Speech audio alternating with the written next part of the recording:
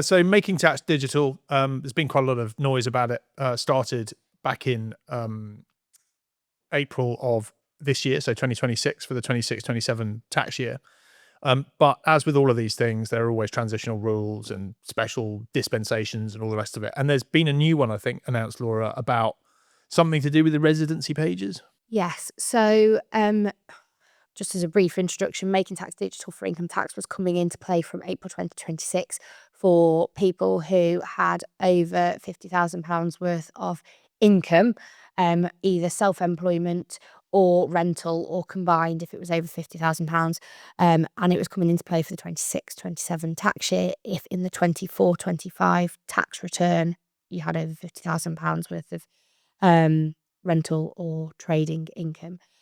That has, HMRC introduced a few exceptions. They're obviously introducing it as a new system, and they have found that there are certain things that are going to prove slightly challenging. Surely not. You can't tell me that HMRC systems are going to break down.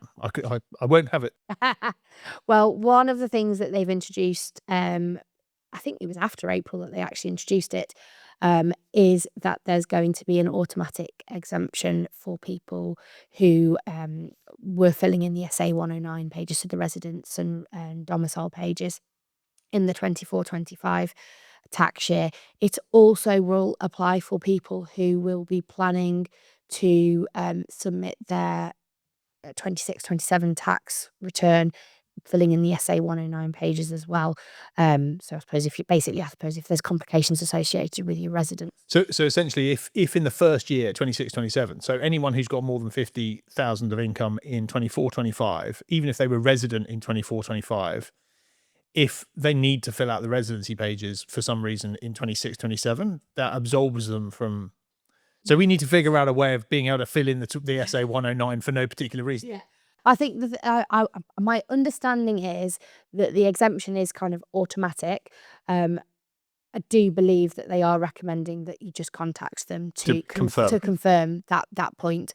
Again, I believe for 24-25, it's historic. There's something for you to refer to in terms of if they tried coming after you and saying you should have filed. Well, I followed the rules. This is the situation.